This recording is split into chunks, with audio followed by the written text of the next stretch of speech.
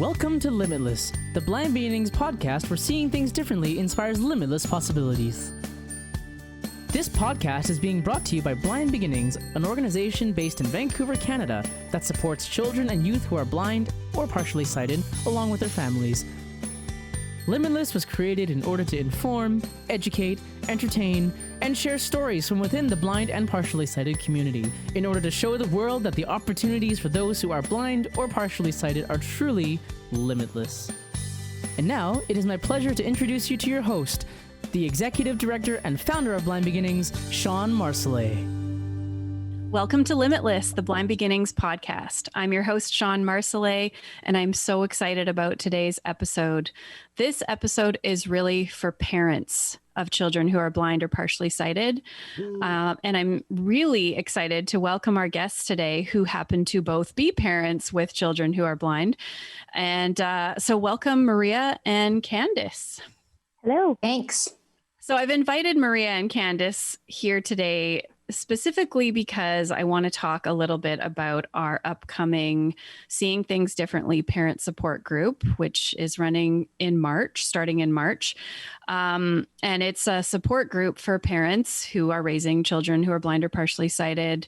It's a 6-week group. And I think it's pretty beneficial, but both Maria and Candice participated in the group over the last few years. And I thought that, hearing it from them would be a little more impactful than me just talking about the group myself. So I'm really grateful that you guys are here. Do you want to maybe introduce yourselves and your child's vision situation and tell our listeners a little bit about you? Maria, do you want to go first? Sure, I'll go first. My name is Maria. I have 3 children, ages 8, 5, and 1, let's say, almost 1. So it's my 8-year-old that has the visual impairment. She was born with an optic pathway brain tumor. And so when she was born, she had some vision, but over time she lost all of it. And so from the age of about 1.5, she has been completely blind with no light perception. And what about you, Candice? Yes. So I have 2 boys. Cassius is 2.5 and my youngest is just over 1. And Cassius is one with a visual impairment. He was born totally healthy. Everything was great. And then about 2 weeks, right when we brought him home, he suffered a stroke. We noticed he was having seizures. I really didn't know what it was. I thought it was twitching. We brought him to our closest hospital here, and immediately the pediatrician that was on staff at ER rushed us to Children's. And then from there, we saw every single doctor you can imagine. We didn't know what was happening. We thought he might have a limited lifespan. And then with all these doctors that were going through, one of the doctors, the ophthalmologist, said, well, I think it looks like he has a retinocoloboma. And I didn't know what that was. He drew us a diagram. And I think just with all the doctors, I just collapsed. And I just was worried because that was one of the minor issues, but it was hitting me pretty hard because we didn't know what his quality of life was. Since then, he's actually surpassed a lot of the expectations from the doctors. But that's one thing that we have so far. He's overcome a lot of his issues, and the one thing that he still has is the retinocoloboma.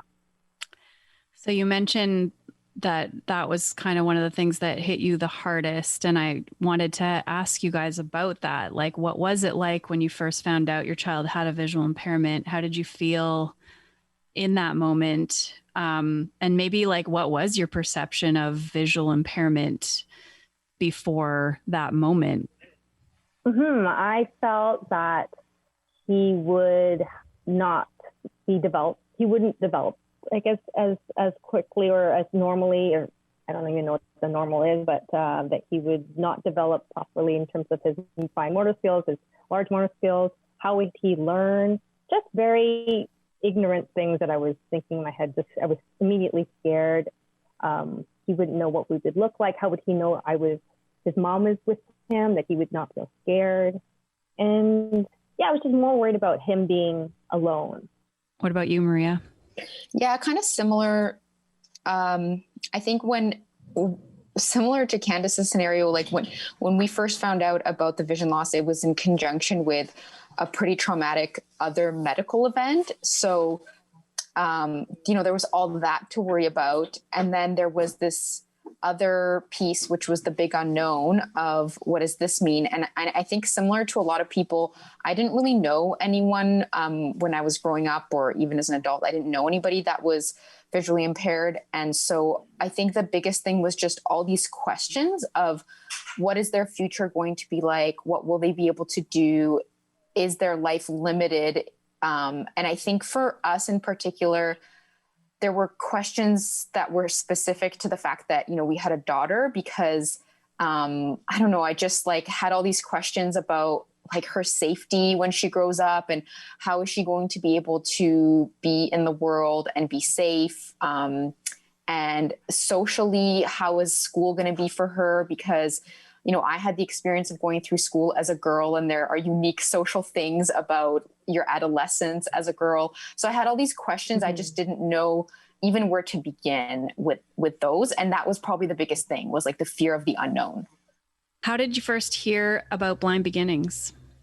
For us, so when we first found out about Alina's blindness, we kind of told people in our close network, like our friends. We told some coworkers about that. And I think it was my husband's coworker that just happened to know about Blind Beginnings. I don't know how. And she suggested that we look into it. And when we looked it up, we were like, oh, this is perfect. This is exactly tailored to our situation. So that's how we found out about it.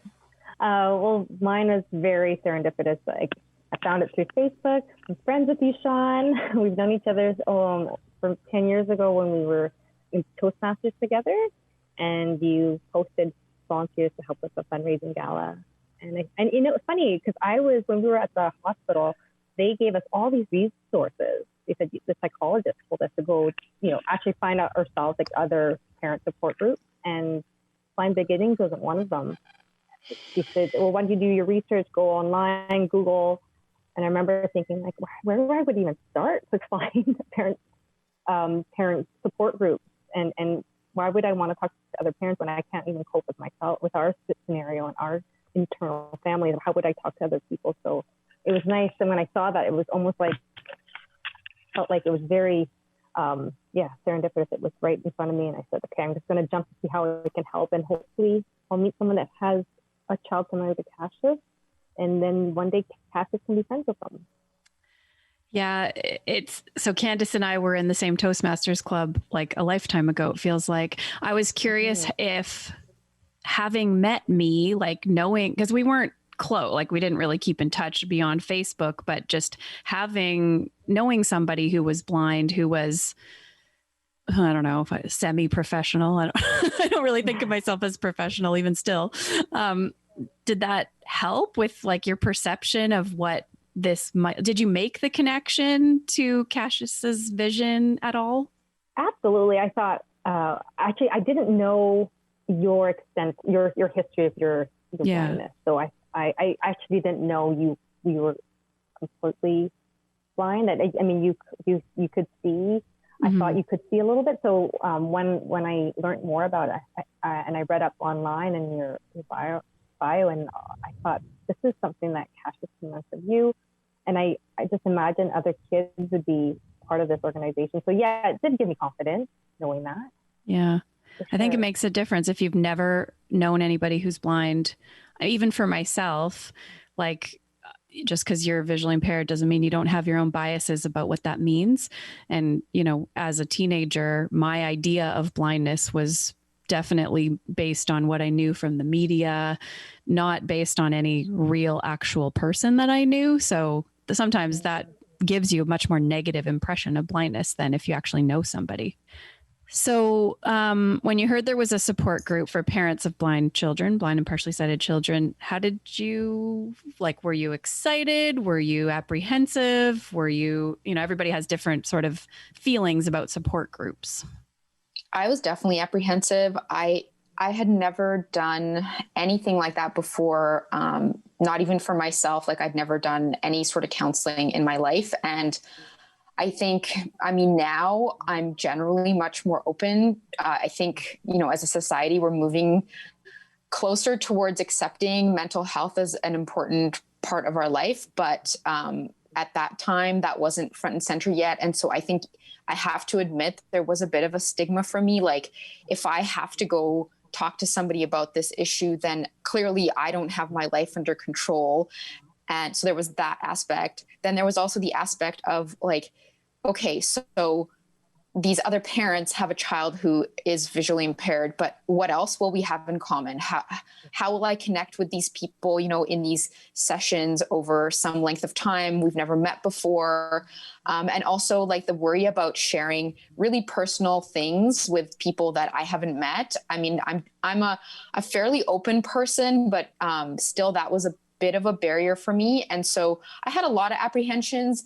But I think, you know, in retrospect, I'm so glad that I took what seemed like a risk at the time, because it really was valuable. And at the end of the day, like now I can say, yeah, it was a good decision. But going into it, I was definitely a bit apprehensive and not really sure if it was right for me. And also, I wasn't, as much as I wasn't sure if it was right for me, I was even more concerned that it wouldn't be right for my husband, because we were going to do it together, just because he's a bit more reserved and private about things. And like generally, even in our relationship, I'm always the one that's sharing the feelings, and he's not doing that as frequently. So yeah, I was kind of like worried for myself, but also like, how is he going to do with this? So that was the feeling going in. What about you, Candice? Yeah, very similar. I think we actually went to a counselor before. It was recommended by the psychologist. And so we went to this counselor, and she listened a lot. We shared a lot. And then in this weird way, like in my perception, I felt like she felt really, it was more pity. I didn't feel like she was there to support. So I was embarrassed sharing almost too much with a stranger. And I thought to myself, okay, so we only went to her once and we didn't end up going back. And so that same feeling kind of rushed into me when I thought about the parent support group. Like, what if Cassius is the worst out of everybody? Now they're going to really feel bad for us. And now I would have to consult them. So that was kind of what I was thinking about, which is, just, you know, because I didn't know what we were getting into. And same thing, Jaeger's very private, and he is very outgoing, but very private in terms of what was happening. He was very protective over Cassius. So he just didn't want to share something that was private, but also we didn't know what was happening. And to have people, again, like just judge us and feel bad for our situation. Because that was kind of like our world, was that we were the only like family that have a visually impaired child. And so people would just come at us with just like lots of questions and just lots of sad looks. And we just didn't want to have to deal with that in the parent support group. Yeah. So when you think back to the group, Maria, it was like quite a few years ago. Candice, not quite so many years ago, but like, what was that first meeting like? What do you remember about that? The first meeting was really, really good. And I think it got us comfortable because I remember there being kind of a routine to it. So when you start off, you have kind of the things you talk about in the beginning, and then you get into a topic, and then you kind of check in at the end. And I felt like that structure it helped to put us at ease about how things were going to go. So I really enjoyed that first session because it got me comfortable with what the routine was going to be when we met for these sessions. But then the other thing that was really interesting was in our very first session, we met the other families that were there, and there was another family that had a very similar situation to us in that they had a daughter about the same age, and she also had a brain tumor that had caused the vision loss. And we were so shocked. We couldn't believe, it's very unfortunate to be in that scenario, but then it's really fortunate to find somebody that that really understands so deeply what you're going through. And it's such a rare thing that it's really difficult to find. So I think for us, that was such a big icebreaker. Like when we met that other family and we knew that there was somebody that could relate to what we were going through, it was really helpful. Oh, I've got it. I've got goosebumps because that I know how special that is when that happens. It's so great. What do you remember, Candice? I remember walking in and I didn't realize there was going to be 3 or 4 other families like us, and they were all young. I don't know why I was expecting older people. I was expecting like older psychologists in the room, but everybody were families with young kids like us. And so that was nice knowing that we were going through the same kind of life milestones with our kids together. So we would have the same questions. And I did remember one of the moms that was there, she had a 9-year-old boy. And that was nice having her there because she shared a lot of the things that she went through and overcame. So that gave us reassurance. The structure was really nice. I remember, so there's 6 sessions. We would walking in the beginning of the meeting, we would have some light snacks and we'd talk about what we were feeling at that moment, which was nice because it's not like we had to, we have to come here with a pre-planned answer and just kind of go with, so that people we're not going to put people behind because we're talking too much about this particular emotion. Everybody didn't feel like there was any sort of a rush. Yeah. And also there's 2 other fathers there that Jaeger instantly felt at ease because they were just laughing and cracking jokes before the session started. So yeah, it was nice. So this is something I personally think that the fact that I'm blind myself and supporting parents is for the most part a positive. But I also appreciate that it might also be uncomfortable to say how you feel about your child's blindness if it is negative to somebody who is blind. So I'm just curious if you guys can speak to that. Like, what was it like? I know for Maria, when you went through, both of the counselors facilitating the group had a visual impairment. When Candice went through, it was myself and a sighted counselor, but just curious about that. It's an interesting question because that particular thought was not running through our minds. Like, I think we were there looking for positivity. And what Candice mentioned earlier about, going to talk to somebody and they didn't really have a lot of experience with it. So then she felt maybe like they were pitying her or kind of like, oh, they're there. I think that we came because we didn't want that. We wanted something to bring us out of that because we realized that it was not serving us and it wasn't helpful to our child. And we were looking for something that was constructive and not just like a pity party, I guess. And so I don't think that we wanted to say anything that was like, I think something negative about it. But at the same time, I think we felt open to share our worries and things that we were afraid of and questions that we had, that we thought, this is a stupid question, but like, how does a blind person do this? And all of those things we were very comfortable talking about because of the way that the counselors sort of introduced themselves and made us feel like it was an open space with very little judgment. So you could ask those kinds of questions, and people did ask things like, without going into specifics, I remember people asking stuff that probably now in retrospect, and to a person who has been blind is like, oh, that's a silly question, but it was never treated that way. It was like, yeah, that's something that probably a lot of people wonder. And, here's how I've experienced it.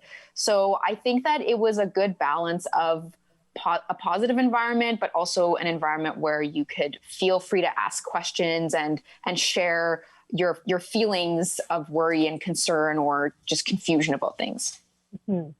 Yeah, I agree. I think I wanted you there, Shawn. I wanted someone that had a perspective where there would be, someone like I could ask you questions and you would be able to answer from your experience and say like, yeah, this is normal, or yes, that's common for you to think that way, or for a person with visual impairment to react that way. It gave us, your perspective, and I needed that. I needed someone who's been through it, who's living and thriving in life, and knowing that we can get through whatever we're getting through right now at that moment with Cassius. Yeah. Well, that's a relief. It is something I worry a little bit about. I do think I'm in a unique position to support, but then I, wonder about if somebody is worried about offending me, then they're going to have a harder time relaxing and being open and just feeling comfortable. So, well, here's the thing about that, Shawn. It's like also what Candice said about kind of being the only person and all the people around you not really understanding is all those things that you wouldn't feel comfortable saying to a person who is blind. Like those things were already coming at us from people in our lives, right? People were sometimes saying things that maybe were not well informed, or just like negative things about their fears for our child, family members, or just people that we were talking to. So I guess like if there was somebody that I wanted to express my feelings to that was not visually impaired, there's lots of people out there that you can right. rely on in that way. Like that was not something that was missing. What was missing was your perspective that would like hopefully lead us into a different direction than what kind of the mainstream thought process was that we were part of. So Maria, you mentioned a little bit, you were worried about your husband and how he would feel in a support group. And yeah, I think, I'm just, I guess, curious about the dads and was the group beneficial to them? Or what were their thoughts, if you're comfortable to share on their behalf? Yeah, for sure.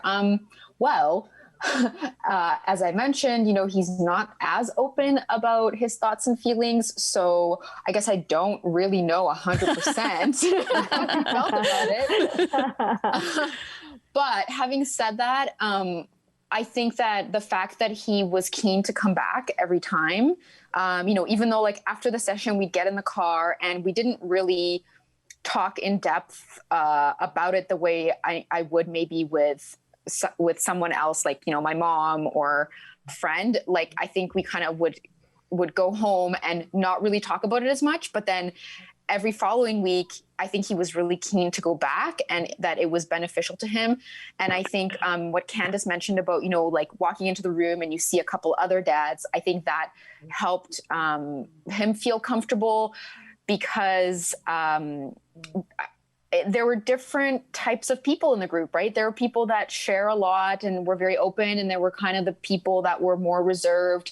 And so having some other dads and their perspective in the room, I think made him feel more comfortable with sharing his feelings as well. And the other thing that was really great was at a certain point, everybody kind of got more comfortable with each other, like kind of after the third or fourth session, and people started providing support to each other. Like it stopped being just us answering the questions of the facilitators, and it started to become more of a conversation between people. And I remember one of the other dads that was kind of a quiet guy himself, saying to my husband, I think you're doing a really great job, and you're the kind of dad that is a role model for me. Like I want to be more like you and do things more in the way that you're doing them. And it was in the context of like, their child was younger.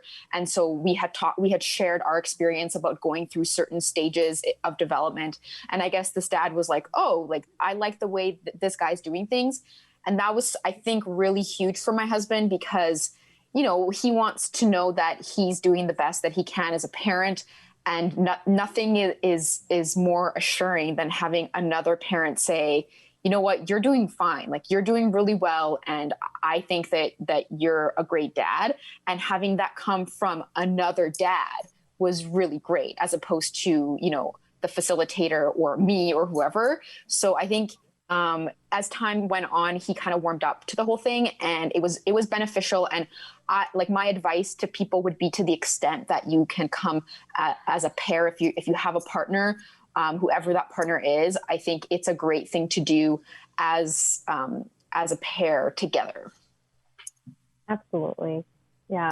I mean, I think what was also really nice is that you had childcare at the counseling session. So it was nice. So we had that almost that moment, right, for us both, Jaeger and I, to talk about things that we weren't able to even find time to talk about it during our day because we were so exhausted. So being able to share that with the group was nice, but also with just between us and knowing what he's going through.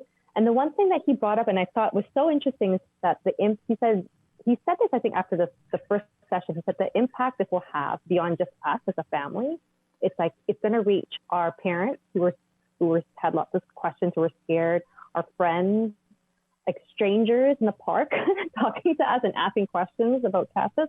It's going to be beyond just us. It's like we're going to have this counseling session is going to have an impact to the wider community, which we felt that. We felt we were more confident. We felt more at ease talking about it more openly. We weren't shy or ashamed to talk about it. In fact, we were welcoming, like, ask us what's wrong. I know you're looking at our son. Just please, like, feel free to talk to us. Feel free to ask us questions.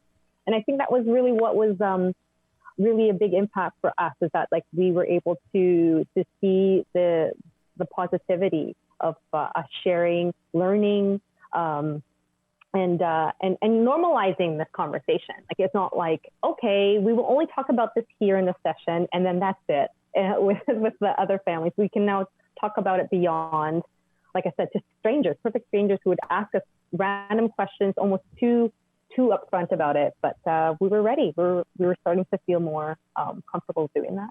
Actually, Jeffrey just walked in. Maybe okay. We can include him. 1 second. Sure. It's Jaeger. Hi. Hi, Jaeger. Welcome. Us or me. Hi. How timely. I was just asking about how the dads we're talking about the parent support group. I think you know that.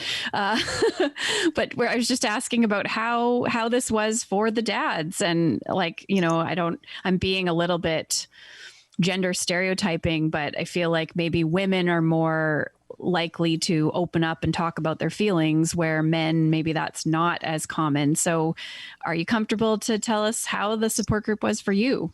Yes, for sure. Yeah. I thought it was, well, first off, I thought it was very well done. The way you organized it with the group, a small group of people, the way we had an expert in there as well to help, a counseling expert. That was very nice, almost a moderator. And then you were there as well with your experience that was moderating it too. And the whole thing created like a super comfortable environment. So yeah, that was nice. Awesome. You were apprehensive beforehand. I didn't want to be a part of it. No. Okay, I mean, Candice has a million things that always on our plate. So whenever she's like, hey, I want to do this, I want to do that. It's like, okay, yeah, let's do that. And then I end up just getting roped into it, and then I end up liking it. So there's always a bit of a win. That's funny. But I gotta say, like, the moment you walk into a room, just personally speaking, the moment I walk into a room and I see a group of people in a circle, I'm just like, oh God, what's next? Like, yes, we did sit in a circle. The circle was fun. It was a circle of love. Well, I think I appreciate your honesty, because it almost is more impactful to hear somebody say, I wasn't really keen to do this, but I got, became comfortable and am glad that I did in the long run. So yeah, like, well, it really helped that you were there to break the ice. The other counselor was super helpful. And then everyone brings their own little spice to it, like you had a couple of parents who were very open and they really broke the ice, and, a couple of dads who were really cool. And it just you kind of create your own family and your own like, group out of that whole experience. And we got to meet once a week for how long? I forget. 6 weeks. 6 weeks. Yeah. So by the end of it, we're like one big group. We don't want to leave each other. And that's like, that's pretty cool. That is. That sounds cool. I'm kind of jealous that I'm like, oh, I'm not in their clique. It sounds like a fun crew. It worked out that there was, 3 families that all had kids under 2. And it just worked out that there was one mom with an older child. So I think she maybe felt a little bit like this was not, she was past that, but then she was able to offer her experience. I don't always have control over, it just fluked out that happened. But then Maria, in your group, you met some people with a really similar situation to yours as well, which was a fluke as well. So, you never know who you're going to meet. It would be ideal if it was always like, oh, everybody's kid has the same eye condition. Unfortunately, it doesn't always work out like that. But I think it's good to have a bit of variety, because like ours was a bit more of a spread in terms of the age of the kids. Like there was a really young baby or like just toddler, I guess. And then we had a 2-year-old. And then I think, if I remember correctly, the oldest was something like 9 maybe. And it was kind of interesting to have that spread, even though, like it would have been cool to have kids all the same age and the same condition. But when you have that spread of age, you sort of get the advantage of seeing a little bit ahead, and then the person who's a little bit ahead of you always inevitably reassures you that, this might be challenging, but here's what we did to overcome it. And we did overcome it. And then you feel better about that. And then as now, I guess I'm more often the person with the older child in a lot of situations. And it's actually really beneficial for me too, because, okay, so the people are slightly behind in age, but it sort of makes me think back to when we were in that phase and how scared or uncertain we were, and then I think to how well we've done and how well our daughter has done, and that makes me feel reassured as well. So I think it's good to have a bit of a spread sometimes. Yeah, and I also think it's a good point to make that it doesn't matter how old your child is, you may still be grieving their visual impairment, and it's never too late to kind of get some support around that. So there have been parents that have gone through the group with teenagers as well, and I think it's different. You're not in that early diagnosis kind of holy doodle. But it doesn't mean that you don't still have a lot of feelings around it that you haven't been able to talk about with somebody who really understands. So it's a group for all ages. It takes what is it? I want to say persistence, but I mean, let's face it, like coming to a group at 7:00 at night, after a long day's work and maybe even just being with your kids all day at home, it's not easy, right? So it does take work on everyone's end, and it actually really does go to help a bigger picture, so it might help you, but it also might help another family too. So if there's someone that's like kind of wavering, should I do it? Should I not do it? It's commitment. Like it's definitely commitment, but you get a lot out of it and you can give a lot out of it too. Yeah, thank you. And just before you joined us, Candice was talking about how you had actually made the point during the group, how this was going to impact like your extended family and strangers and the way you could respond to questions from people about your son's vision. And I wanted to say that that's always a topic for at least one session, is how to respond to people's questions or stares or, unasked for whatever. So that is always something that parents need to talk about. And it's a lifelong thing. When you are blind, when you have a child that's blind, there's always going to be people that are going to, out of the blue, ask you something about the vision that catches you off guard. So I feel like learning how to respond to that is the earlier, the better. Yeah, that was a huge benefit, that one. Because right when we started talking about those things, that was the time when we were taking Cassius to the park and little kids were saying, what's wrong with his eyes? Why does he look like this? Why does he look like that? And sometimes you're just stumped. You just don't know what to say. So how do you feel the group benefited you? If you look back now, like, are there other ways, specific ways that you feel it benefited you or helped you? I gave confidence for sure. Like, yeah, I gave confidence in what, how we can work with Cassius, how we can respond to people with that have questions about Cassius. How I think I'll give you an example. What helped was that Cassius had to go through an MRI, and I was really nervous about it because he had to be put under, and I just didn't know what that felt like. I was just really, really scared, and I had a bit of anxiety. So I connected with one of the moms, from our parents support group through Facebook, and I just said, "Hi, I know that one of she has twins. One of your sons had to go through an MRI scan. What was it like? And can you just give me a little bit of like just a background how what you went through and how did he handle it?" And she called me up like an hour later, and we talked about it over the phone, and just that was nice to be able to call on someone and say, "Hey, now my child's going through this. I know you went through it. What was it like?" And that was nice. That was nice. So kind of developing that network of support. Yeah. Yeah. What about you, Maria? Yeah, I'm sort of with you, Jaeger. Like, this is such a deep question. There's like so many things running through my mind, but I think it goes back to the point of like coming into it and having all these worries about the unknown. So you just have all these questions, and when you come in and you start talking through some of these things, in 6 sessions, you're not going to get the answer to everything. And there's questions that you're going to have later that you didn't think of at the time. But what it sort of helped me do was reach the point where I was no longer like scrambling, thinking that there are no answers to anything. I'm so lost. It got me to a place where I was like, okay, this is the situation that we're in. And there are other people going through this situation. And there are people who have already gone through it. There are professionals who can answer questions. So I may not know everything that I need to know right now. And I may have, problems in the future or questions in the future, but I'm not so lost in that. I'm not in such despair. I guess, like, honestly, if I were to be 100% honest, I went into it in a bit of despair, and I came out not on top of the world, not feeling like I had everything figured out. I just was not in that despair anymore. I was in a zone where I felt like things were going to happen. There were going to be more questions to come. There were going to be more things for my child to deal with and overcome. But I felt comfortable that I could figure it out. And if I couldn't figure it out, I would find somebody to help me. 100%.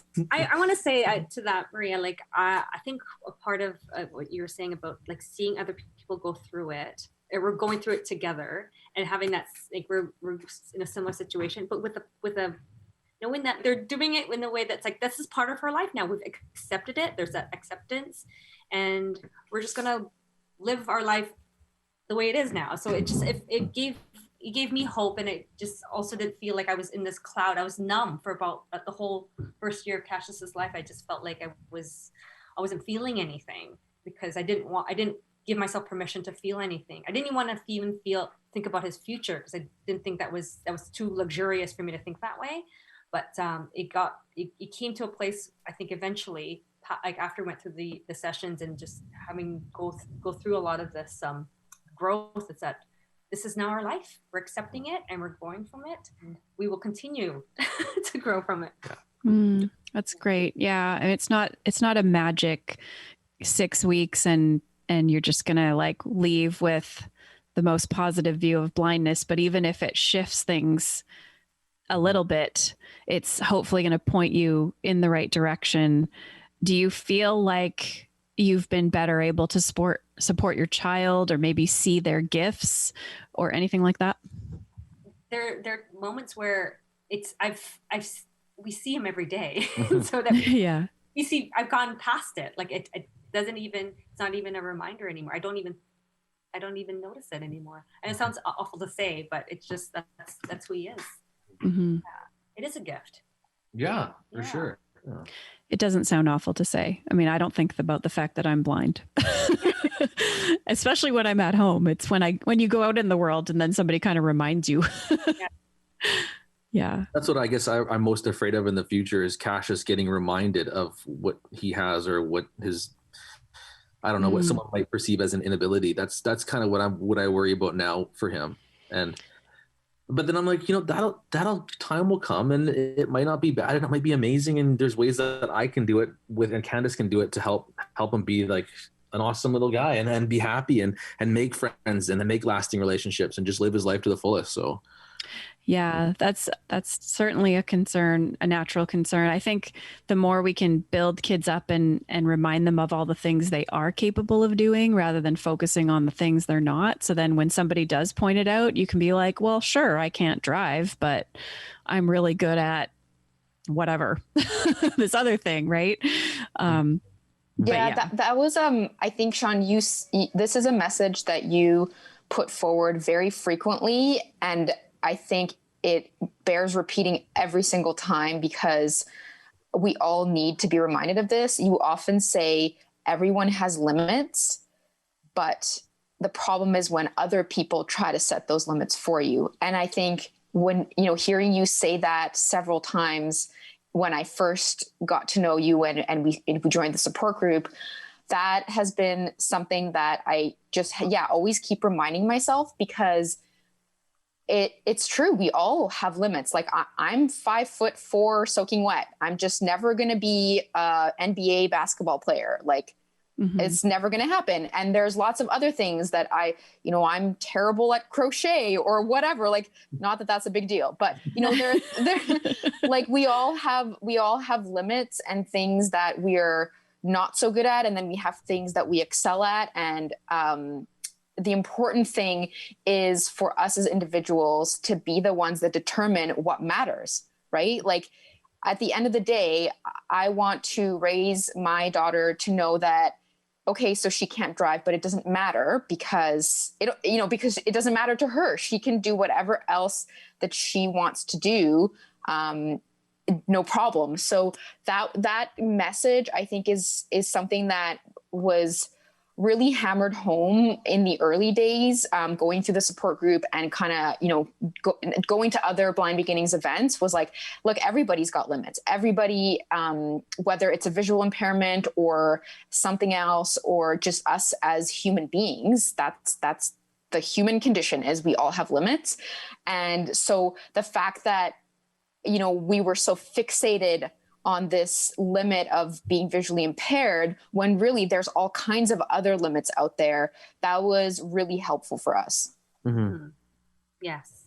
And I also wanted to mention is that I think it was like the second session that was one of the topics is like just parent care, taking care of us as parents, because you get so caught up being the caregiver that you forget to take care of yourself and each other as parents. And I think that was really important because you get burnt out, and then that just trickles down to how you take care of your children and just everything in all aspects of your life.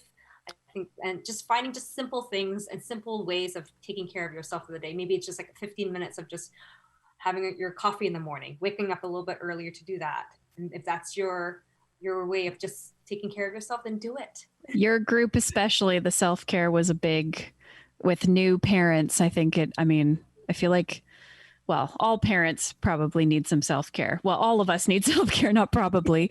But in those early days, I remember that. That was tough. So yes, that was an important message. If you could give advice to parents who are maybe back where you were before the support group, kind of in those early days, or maybe not in those early days, but still really, really having a hard time with the fact that their child has a visual impairment, what advice would you have? So I think that you brought something up earlier, Shawn, and this is probably what I would share as like my piece of advice, is that it's important to work through all of your feelings, the negative and the worry and all that stuff. I think that as parents, we often feel like we have to be the brave ones that are always in a positive zone. And I think especially for me as a mom, I don't think this isn't necessarily 100% true for all families, but I talk to my other mom friends and we're always like, why does the mom always have to be the happy face of the family? Like everybody's in a crummy mood and I'm the one that's like chipper and, oh, let's go do something fun. And so I think for me personally, especially, I felt this pressure to just put on a brave face and not express that I was upset or that I was grieving. Essentially, you know, what you're talking about is this process of grieving and accepting the loss of this life that you had imagined for yourself and your child.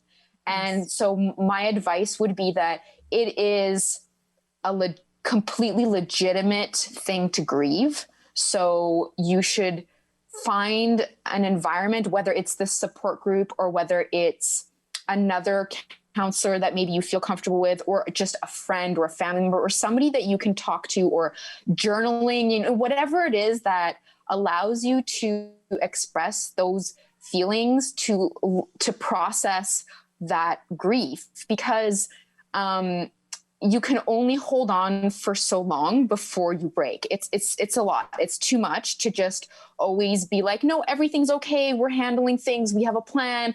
And, you know, especially when you have a child that maybe has like medical needs, you're always like running from one appointment to the next, especially in the early days, right? Like you probably have a lot of doctor's appointments or physio and OT and those types of things.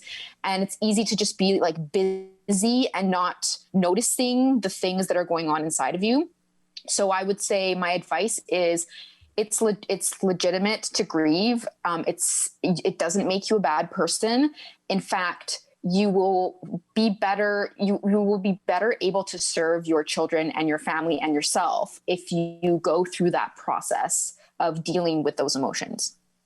I would totally, that's well said, Maria. Totally. Exactly. I think I went through that for, like I said, the first year of Cassius's life. And I think I broke probably like about a year later. And then what helped me was that Jaeger took a lot of photos. Even the moments where it was really, I didn't want to take the photos. We were in the hospital, or just moments where I wasn't in a good mood, or we were kind of in a dark time. He took photos, and I remember looking over through those photos and going through it, and the emotions started to rise up again. And it was nice to look at them again, to say like, we went through it, we survived, and now we're here now in a brighter spot because we've gone through it, and we're still going through it. But it's important to reflect back and just know that this is something that happened, and it's tough, and it's not, no one can. You know, I hate when people say this. This is the one thing I didn't like, people saying, oh, you know, the universe gives you what you can handle. It's like, well, guess what?